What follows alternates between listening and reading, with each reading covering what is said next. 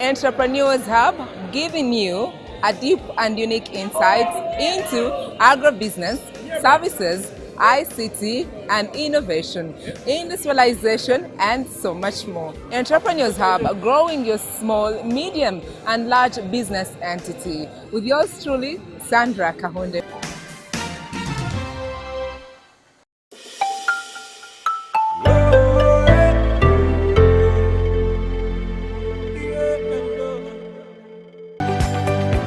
Hello everyone, my name is Erica Murunji and welcome to Be Inspired by Erica. Hope you're fine and doing well. So today I want to talk about how to maintain friendships. Be kind, always show up for each other, be there in good or bad times. Be genuinely happy for each other, celebrate each other's wins and successes. Keep secrets, don't gossip, don't be mean, always share, be kind, show compassion, love and empathy, be considerate for each other's feelings, be kind, be real, don't pretend, don't backbite your friends, always help each other out in your friends' weaknesses. If you know a skill, teach your friends, stop making fun of others, and when you do that, you'll be able to maintain your friendships. Thank you for watching. Stay blessed. Much love.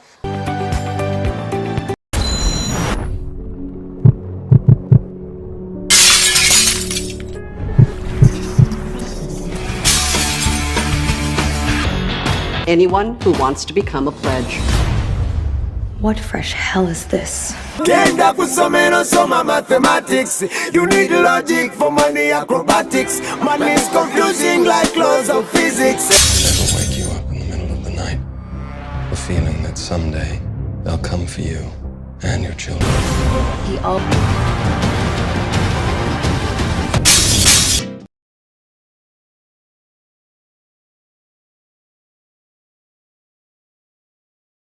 Me laugh. I haven't seen him in a while. Today morning I asked him what happened to him. He's not been picking up my calls and he told me Bamukuba stole his phone. But me, I'm seeing him with a new phone. So I don't know what is happening to my producer, Mosh. But a very, very good morning, Mosh. Good to see you, Tyson. I'm so glad that you're ever here every single morning to make me who I am. And to you, Afizo, I am so glad that you give me the tags that I have ever dreamt of. And of course, everyone in a studio. My name is Sheila Kahunde. And of course, today we're talking about something very, very important, something that can affect your life. Something that sometimes you sit on and you think, is that me? Well, mental health is very important. And of course, people go through a lot of mental health. And what do I mean by mental health? Something may affect someone mentally, physically, spiritually, emotionally, and maybe they'll not get time to talk about it. All they have to do is go in the bedroom and lock themselves there. Whereas other people think mental health is depression. Well, these are two different things. But my question to you, our viewers, is do you know that also children go through mental health in schools? And it's a very common thing. I was telling my guests before we got on air that sometimes there's a time my baby told me that, you know what, mommy, you are stressing me, and you know, we're laughing at it. But to them, they know what happens. But let me tell you, mental health is real and it is affecting people. Not the young, not the old, but it's affecting people. But how do you deal with mental health? How do you walk this journey of mental health? Do you have someone to speak to? Have you ever gotten time to go and see your counselor? Or not maybe your counselor, but your best friend. Well, some people say for us, when we go through mental health, what we do, we'll go to bars and drink. But drinking, will it solve your mental health? Will it put the things that are going wrong together? Well, with me in studio, I'm delighted and honored to host two gentlemen. One is from the Ministry of Education, and purposely he's going to be talking about mental health in schools. And it is true, children in schools go through mental health. Maybe we do not know how to handle these children. If you're a teacher out there, do you know how to handle a child if it goes through mental health? And of course, I am seated with this.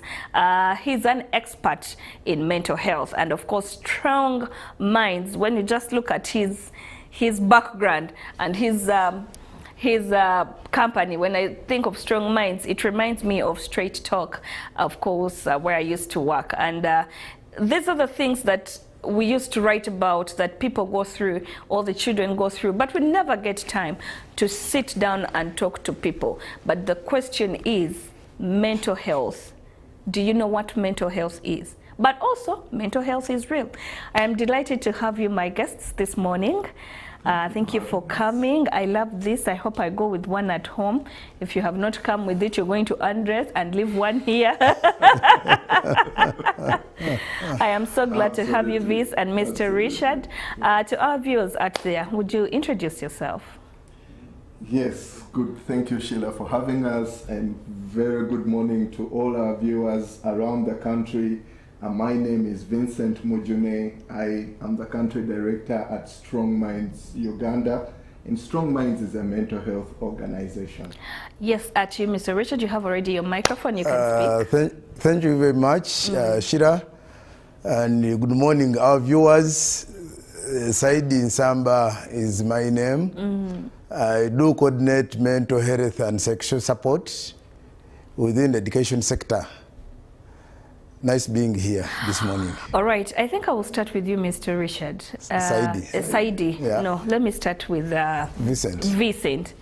Someone watching us would want to know what mental health is. In just like 2 minutes, would you tell us what mental health is?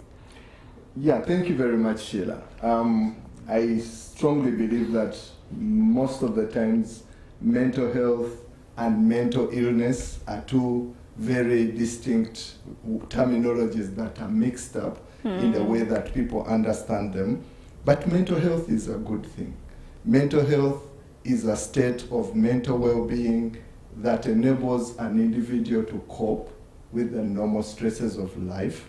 So if you're dealing with life, those stresses of life, are you coping well with them? Mental health also, that state of well-being enables you to also realize your full potential. Sheila, when you wake up in the morning and you walk through your day, do you end your day fulfilled, feeling, I did everything exactly the way I would have loved to do it? And then the other thing that comes with your mental well-being is that in that state of mental well-being, you are able to work well. Are you able to wake up every morning and work well through your day? Are you able to wake up every morning and learn through the day? If you're a child going to school, are you able to learn well? And then finally, are you able to contribute to your community's development? If you're able to contribute to your community's well-being or development, you're able to learn well, you're able to work, and you're able to realize your full potential, then that's the state that characterizes our mental health. All right, well, I didn't know that mental health is such broad. Today is when I'm learning about it. To our viewers out there, it's really important to know if your community, you have succeeded in what you're doing in your community. Mr. Saidi, let's talk about mental health in schools. You are there, you're dealing with these children. Is it true that they're affected?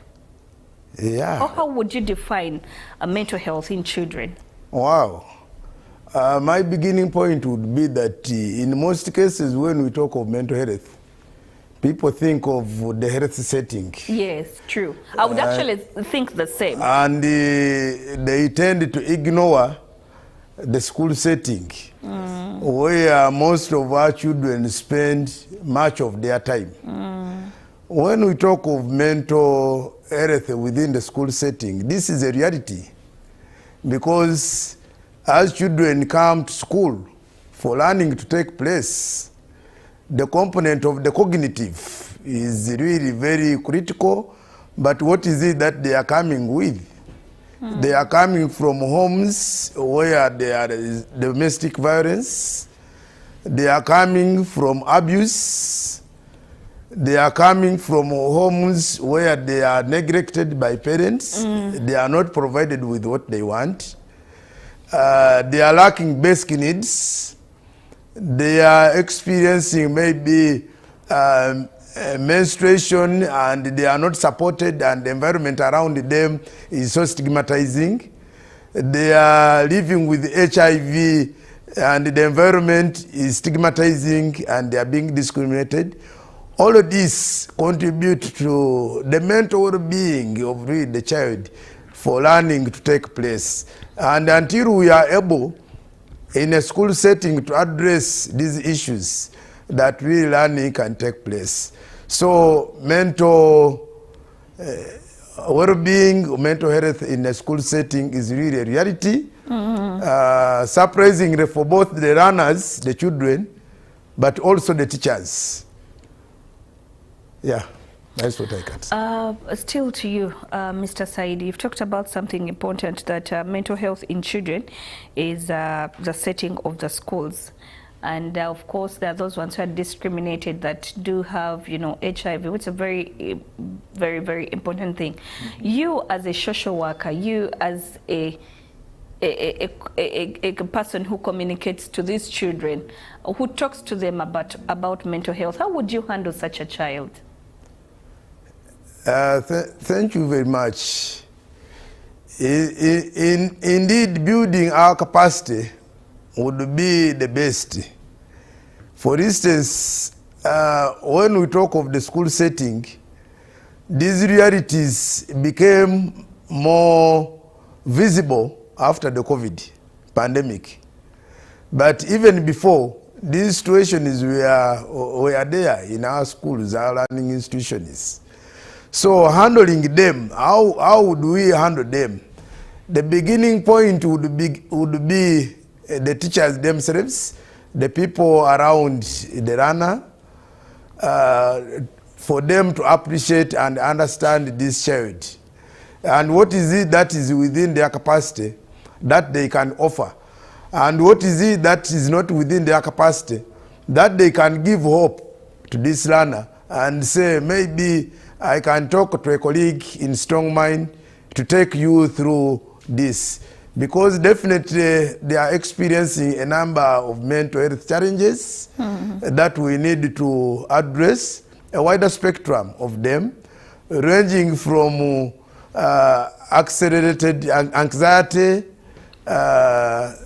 depression, post-traumatic trauma because of what they went through, defilement or abuse, parents fighting at home, all these are trauma, and this keeps in their minds, and they are not able really to think well, they are not able to act well.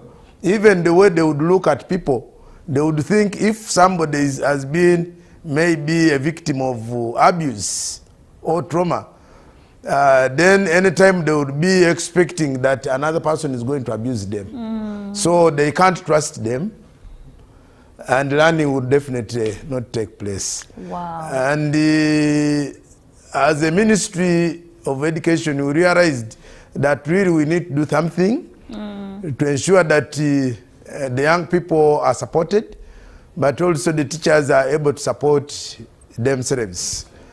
I'm happy and excited that we are closely working with the partners, including Strong Minds, to amplify these voices. All right. And Shira, as you are aware, teachers are not experts in health issues. Yes, true. But they greatly either accelerate these challenges or use what we call now the social medicine to address the challenges without necessarily getting medications and pills and tablets.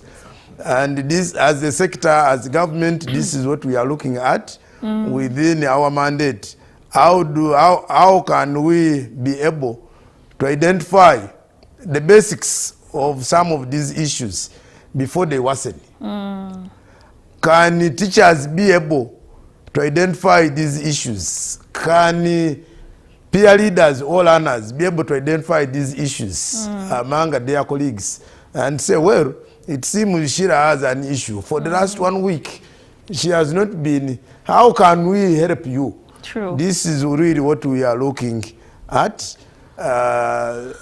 Basically focusing on the key mental health challenges, including depression, anxiety, that lead to other issues like drugs and alcohol use, suicidal ideation, and other issues.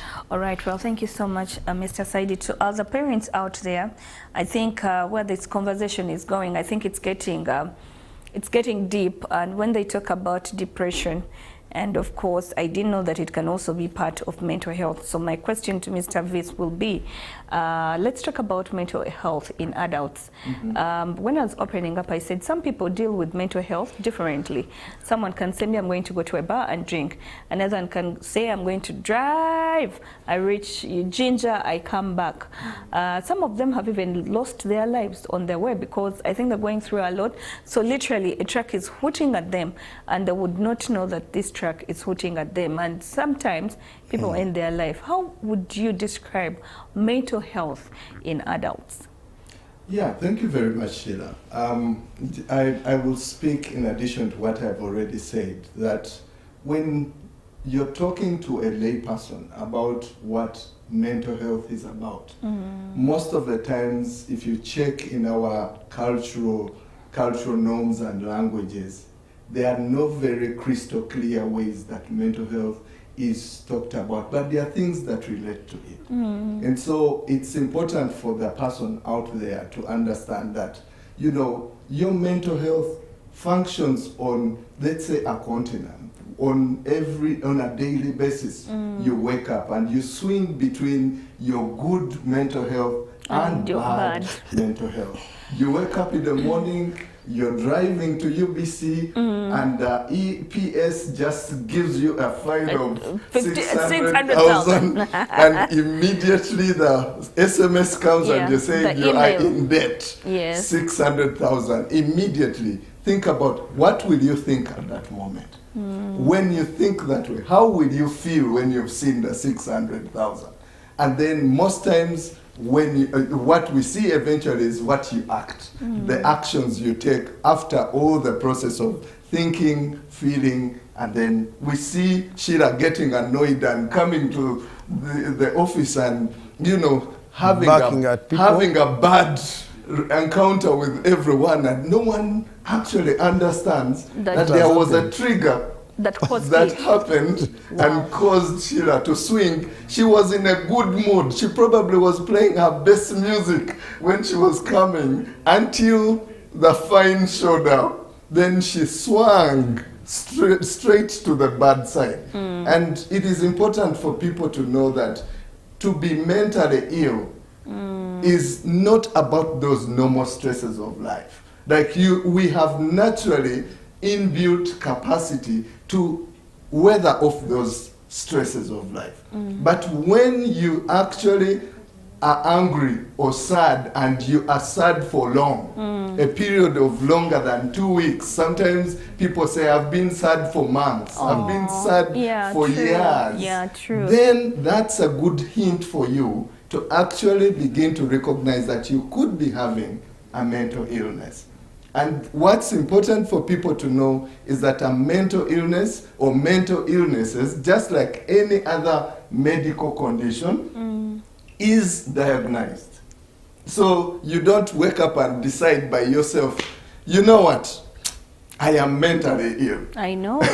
There is a process. There is a process you go through. You have to be diagnosed, just like you go to the hospital and you say, you know what, doctor, I have joint pains. I have joint pains. I have a headache. My appetite is gone. And you say things that help the medical worker to say, maybe Sheila's problem is actually malaria. Let me send you to the lab and we confirm malaria.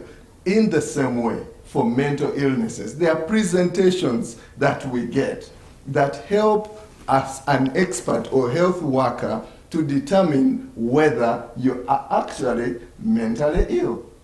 So you want to tell me, Mr. Vis, that when someone walks up to you, would know someone who has a mental health problem and someone who doesn't have a mental health problem, right? How would you gauge them? How would you know that this one is actually lying, this one is telling the truth? So they may not be lying. They may be going through stresses in life.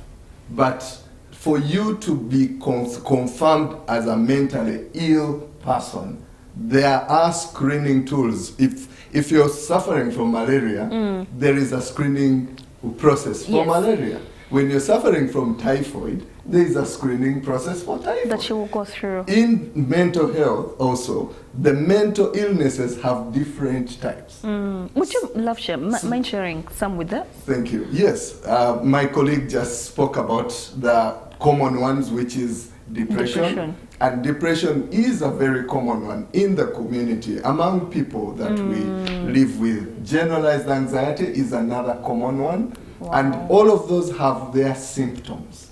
So when you talk about depression, if I go to the health worker who is helping me with my mental health and I say, I feel sad and it's been going on for some time. I feel empty.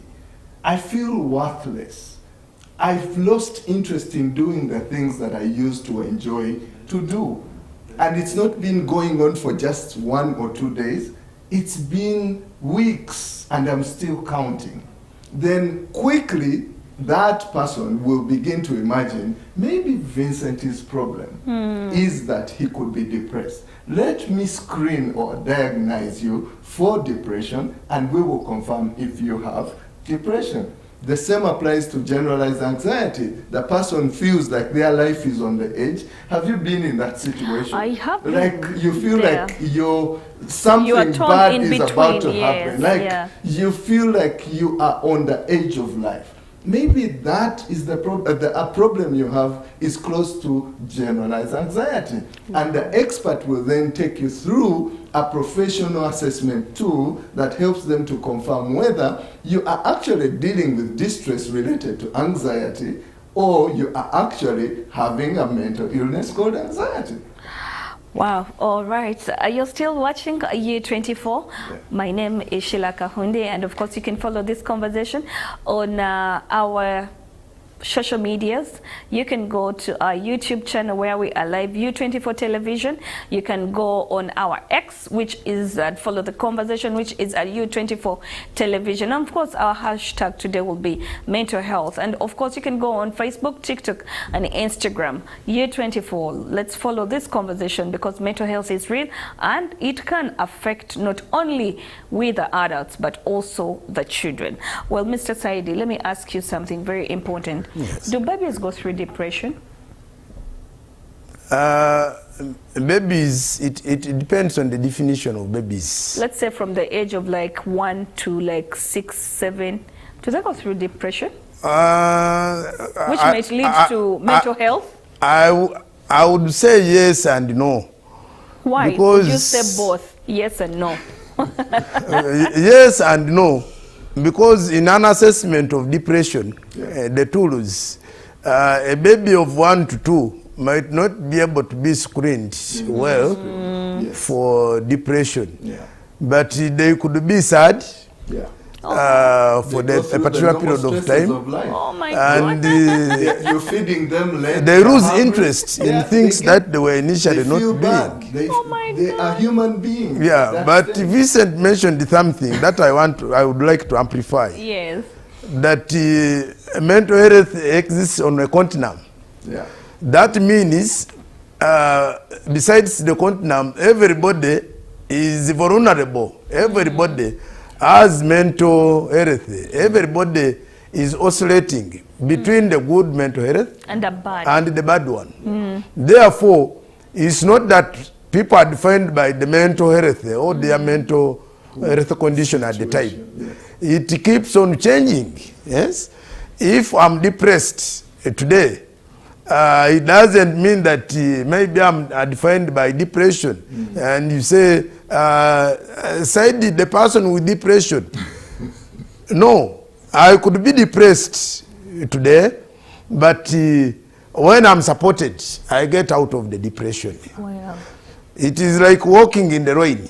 When you walk in the rain and you are wetted, you don't become rain. No. So the mental health challenges do not really define us. But any of us can get these mental health challenges. Anybody can be pissed off for one reason or the other. but especially the environmental conditions greatly contribute to the level of mental well-being.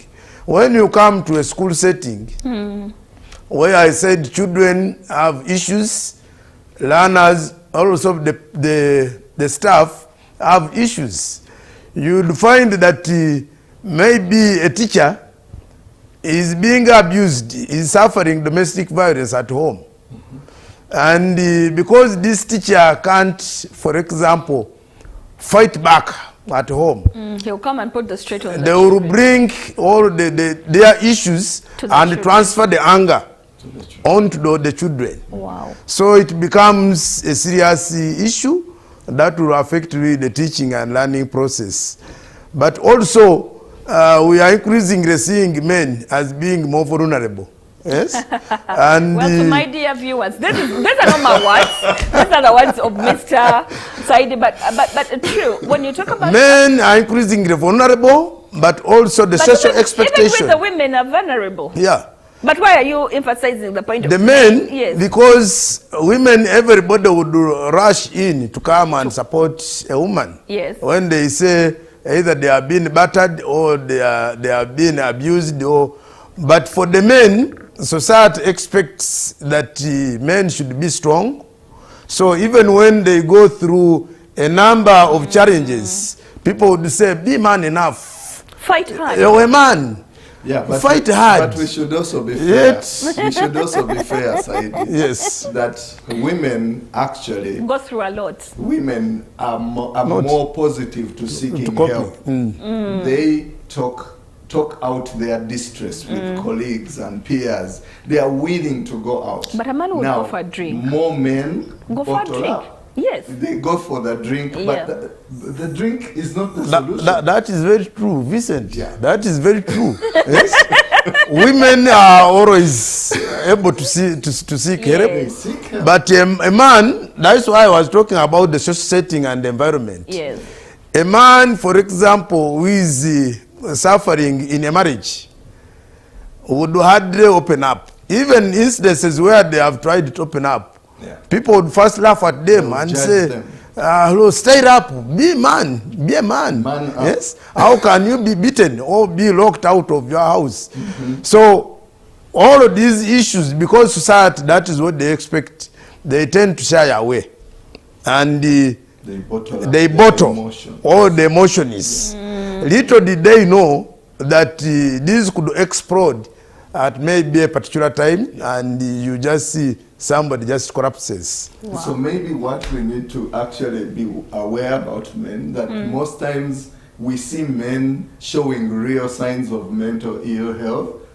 They are literally on the explosion place, because they've bottled up too much, and the bottle is they were not seeking help. So at the point where they are, the valves and the nerves are almost at their most extreme, and we see the worst in them that way.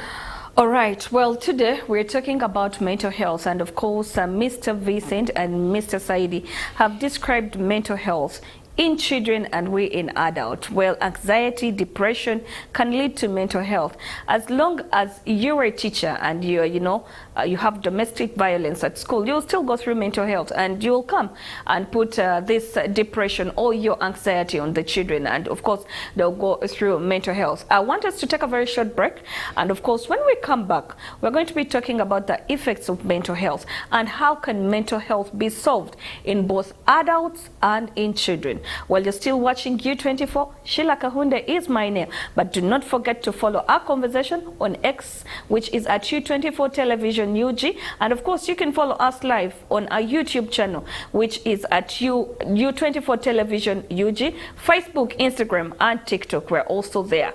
U24 Television. Follow this. Let's talk about it. Share your questions there, and of course the experts will answer them. Even though they will not be here, but they will still answer them, and of course they will come back and explain these questions. So let's go into a very short break. When we come back, we'll be talking more about mental health.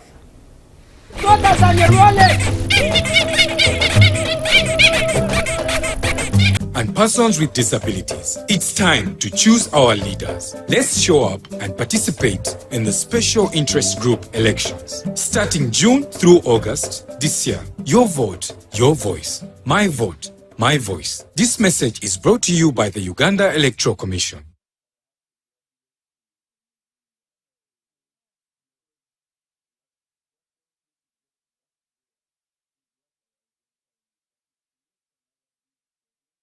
Don't miss on U24. Entrepreneurs Hub, giving you a deep and unique insight into agribusiness, services, ICT and innovation, industrialization and so much more. Entrepreneurs Hub, growing your small, medium and large business entity. With yours truly, Sandra Kahunde.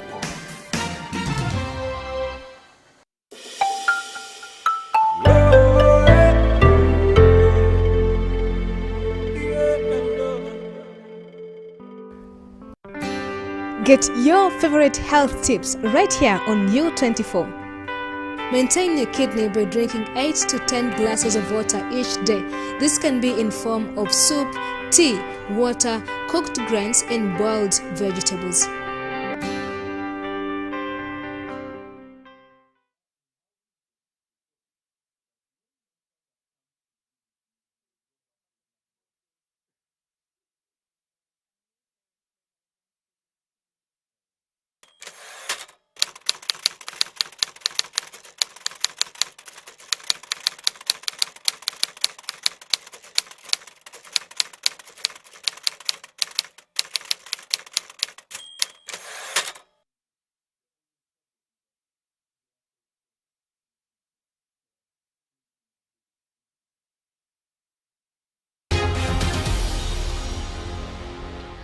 All right, welcome back from that short break. Of course, before we went for a short break, we were talking about mental health. And of course, we said men are more vulnerable. And it's true. A man might be going through a lot and he will not share with you. But he will go and sit alone and take his alcohol. It starts with 1 bottle, then it goes to 2 bottles. Then all of a sudden, we see them taking, Emizinga. And it is going to affect them. For children, as Mr. Saidi said, you can be a teacher. You come all the way from your home, you have problems with your husbands or with your whatever family members, and then you come and put your problems on the children, and of course they will go through mental health. But also what Mr. Viss said that really made me laugh was when I asked between the age of 1 up to 4 if they go through mental health. He said yes. Why? Because you might delay to feed them food, yeah. And of course they'll go through mental health. Or sometimes, sometime my mom told me that if you don't give this baby breast milk, this baby is going to go through mental health. So those are things we are talking about. But the question is, mental health is there and it is real. I just wanted to chip in something for children, because it's important for us to know that the age of onset for mental illnesses, actually common mental illnesses, is the adolescence age. That is teenage. Yeah, when you're in your from 12 age, to 30, from 12, let's say, to onwards. Exactly, and that's where most of the recognizable mental illnesses can be seen in the young ones. It's important to know that the children actually go through, need their mental health just like you do. That's why they also swing, because they think, they feel, and they act as children. Like it could be a baby. When a baby is annoyed and frustrated with you, they cry out. Oh, yeah, and sometimes the tones of crying also tell you how angry they are or how mad they are. And sometimes they have gone through a lot of issues with their own caregiver, the mother. Like sometimes the mother is going through issues and the issues are rubbing off the baby. And there is a whole conversation on maternal mental health, because mothers go through a lot of distress during the maternal cycle that exposes them to being mentally ill. Actually, for we mothers, I think we have something that is called postpartum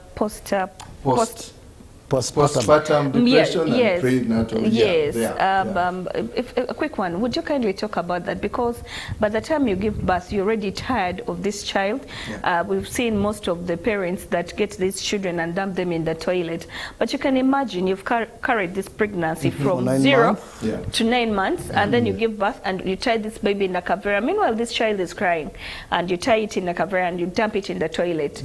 Talk about that period when we're pregnant, and what can we do to come out of it, and also by the time we give birth, to love our children? Well, to be honest with you, I never feel that for anyone to be mentally ill is a problem of their own or something we can accuse them for, but the conditions around them actually cause them to be predisposed to being mentally ill. And that's a critical thing. Most mothers actually go through the birth cycle without having the depression or that you've just talked about. But those that are actually caught in perinatal or postpartum depression actually have other things going on in their life. Yeah. You know that the maternal cycle for a mother biologically has a lot of hormonal issues that happen there. Now you're going through the chaos of the hormones in your body. You're going through issues of, I even don't know the father of this child. Oh yeah, true. And now it's not just the father, the pressure coming from your parents about how you could have a child who's like all that pressure comes in. Sometimes it's just the distress of the modern woman. I am worried, I'm anxious, I don't know whether my child will come out with a big nose or a small nose. We actually look at our beauty. We look at our beauty and be like, now you now start I'm worried. imagining yourself from 1 month to 2 months to 3 months. Now you are losing. Exactly, you are but losing sometimes shape. it's also, you're in a process of, delivery, your maternal cycle, and you have an abusive partner. Like they are literally distressing you extremely, that by the time you actually reach the ultimate place of delivery, you are a depressed woman. Well, I keep on telling my story and tell people that I actually literally went through depression and actually mental health when I was pregnant. And I come out and tell my stories to people that are pregnant. I'm like, it's good to always have a partner, one that is very supportive, Yes, and also exactly. your parents to be supportive. But Yes. I want to really uphold or give thanks to my mom and my dad. They were there for me, but it is real. I really celebrate you, mommy and dad. I you did a great job. You almost want to commit suicide when you're pregnant. Because you're literally going through a lot. Mr. Saidi, let's talk about these babies that are bullied in schools. We have children that burn themselves. We're talking about the Mr. Vis, that the one of this kid that had a VG, but you were telling me that, and the kid is like, my father is going back with the dead body. We've talked about bullying in schools. We look at bullying. We look at what are the causes of mental health and how can we deal with them in children. The causes are really a bigger spectrum. They could be biological, especially if the mother was exposed to abuse and drugs and so on during the pregnancy. That increases the likelihood of the child born to develop mental health challenges. They could be also genetic, or hereditary, in the line. Some hormonal imbalance within the brain that could lead to that. But I would concentrate more on the environmental, because that's what is within our reach to manage and control and prevent from happening. The environment could greatly contribute to a lot of abuse, to a lot of mental distress, to a lot of anxiety. That's why we are talking about, for the school setting, education sector, that a supportive school would really facilitate learning. Because in learning, we are talking about the whole person. Learning cannot take place when this child is coming from a violent home or abusive relationship or where parents are fighting, or where teachers are abusive, the emotional, because some have shifted from now the corporal punishment to emotional abuse, which even has a very bigger effect. So if all these are around, really definitely the child will have mental health challenges. If the school and the home is not supportive and has issues, then this is where we are saying that at school we will see really bigger manifestations of this. The cases of suicide, completed suicide of learners between 2022 and 2025, I have documented those that have come to my attention, about 35 cases of suicide. Learners that have taken their lives. But why? It is because of a number of issues, ranging from parental neglect. One girl committed suicide because she was abused by the teacher. Others betting, which is part of the addiction, which we could talk about sometime later. So many issues come about. Others, it begins as because of anxiety, change of schools. Parent is saying this, do this combination, I want to do this. The anxiety and the tension that rises in between has also resulted into a number of let me just issues. cut you a bit short there. Someone's just sent me a message asking me that how do I know that I'm going through mental health? How do you know that actual mental health is the good one? Yeah. The question should be, how do I know that I'm tending towards mental illness, or my mental health, because it's the most used, is now sliding to the negative. Each one of us, we talk about being self-aware. People should be, it's one of the basic skills. If you know yourself, Aishira, then you know that I'm a jolly person, I do this and that, I love meeting people. So the moment you are losing touch with the people that you used to interact with, the moment you are losing interest in things that you were initially enjoying, the moment you feel withdrawn and it is continuing, then definitely you need to seek support. Something is not right. And much as we generally say, good morning, Shira, how are you? I'm fine. But really, behind the smiling faces, yes, even in the workplaces, behind the smiling faces, people are carrying a lot of issues. Really, they are not well. You do hear people talking to themselves. And definitely somebody would bypass you and he has not recognized you. So we need to be aware of some of these dynamics, so that also we don't easily get annoyed with others, because people are going through a lot really. All right, thank you so much, Mr. Saidi. Well, Mr. Vis, was somewhere where we attended a get together with you. Someone said, exactly, in the middle. Like that should have been a man who has been bottled for some time, and finally his breaking point he was... broke out and said, let's talk about how can we deal with mental health, Mr. Vis. Yeah, I love the question, and it's important for people to know that, because mental health is not about the time when you're ill, but it's about a daily life continuum. In other words, your mental health is a daily affair.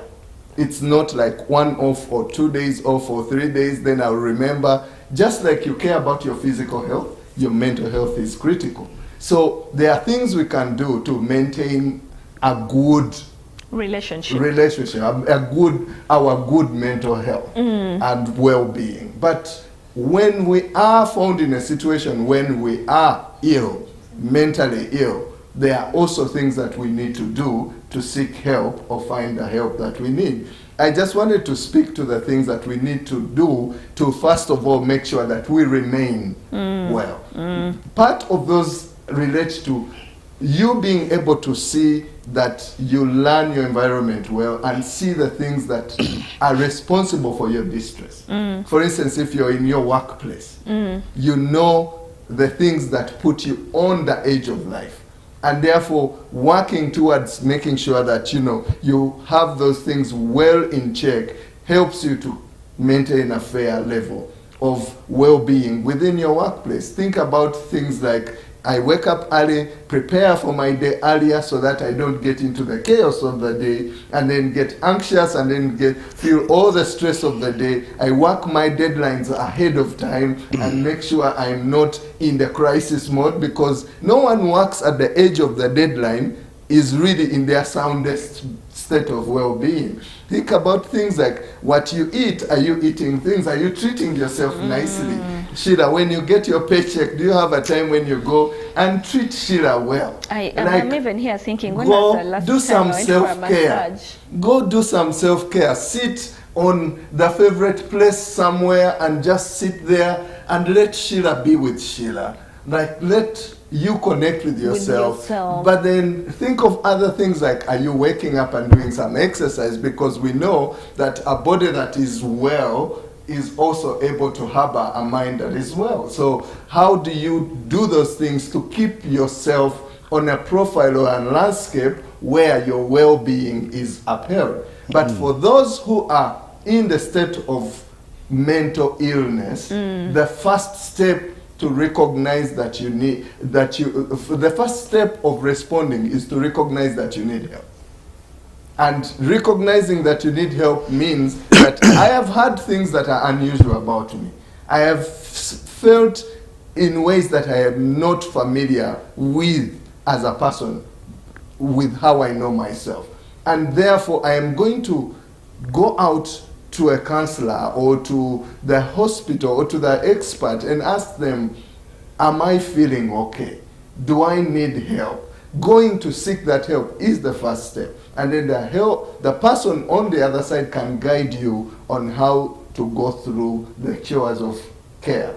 And it is important for people to know that just like you go for your checkup for malaria, just like you go for your checkup for all the other conditions, it is important that you're also checking on yourself as far as your mental health and well-being is concerned. We are living in a digital state, a digital world, where the screening tools are on the internet where you are. You could actually go to the internet and kind of try to look at, how do I know that I could be tending towards depression?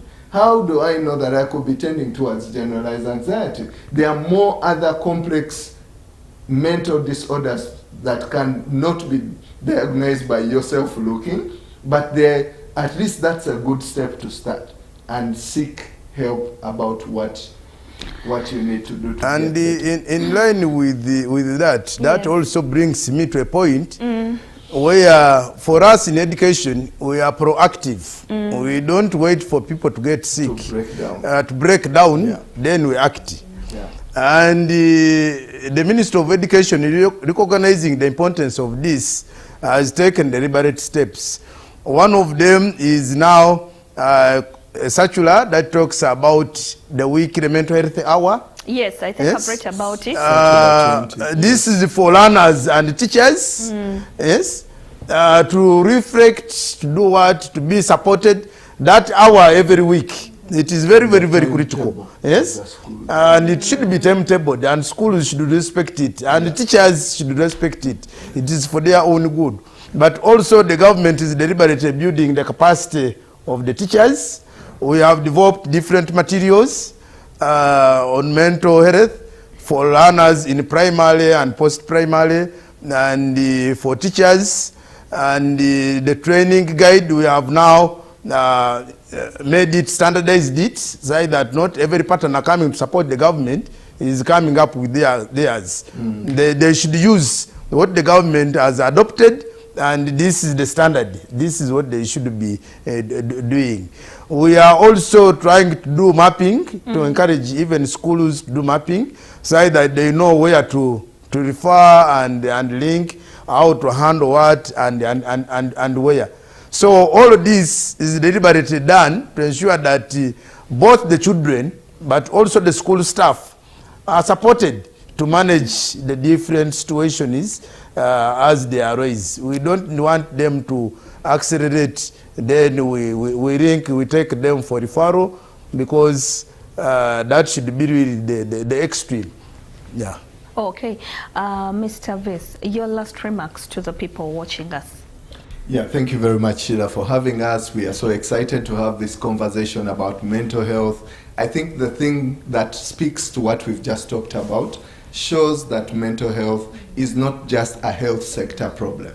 It is a problem across all sectors. It's a problem in the workplace, so the workplaces should. The education sector, so the education sector should think about the well-being of people there, and so do other sectors. And my last remark would be that we need to embrace and attack the mental health problem from a multi-sectoral approach and not just a single sector. So if someone wants you, can find you at Yes, if you would like to connect with us, Strong Minds is in Bugolobi, and we have presence in about 10 districts in the country. You actually can get us on a contact. We have a contact that could be helpful. We will give it to you, so that those who feel they need to consult, I just need to be sure I'm well. Like, call us, and we have a line where you can call and ask somebody. You can even walk into the Strong Minds office, and there is somebody there to support you. All right, Mr. Saidi, your last remarks in 2 seconds. Mental well-being is a reality for both runners and teachers, and therefore when we talk of prioritizing mental health and taking maximum use of the 1 hour, it's the advantage of both the teachers and the runners. So let's take care of ourselves for us to care for the runners and to care for everybody. It is a reality. Where we are not able, we should seek for support. All right. Well, thank you so much, Mr. Viss and Mr. Saidi, for coming in. Strong Minds Country Manager, and of course, the Ministry of Education and Sports, Mr. Saidi. Thank you so much. We appreciate, take back our love and our gratitude. And we hope to host you again so that we can talk about this deeper and deeper. Well, thank you so much for being part of this one-on-one talk show. I have, of course, been your host, Sheila Kahunde, and I asked myself a question: when was the last time that I took myself out for a massage? And I think this time around, I really need to wake up and take myself out for a massage. Also, Mr. Viss needs to take me out to Cafe Java so that my mental health is in such state. Thank you so much for being part of this lovely show. We do this again next week on Saturday, same time, 9 to 10 a.m. Have a blessed day, and make sure tomorrow is a Sunday. Make sure to wake up and go praise the Lord. For now, I say bye-bye. Thank you.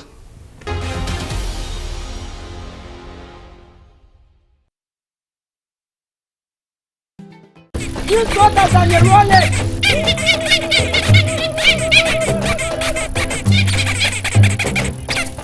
Bobby, again! What's the drama? Drama? Colleagues, elections for special interest groups are calling.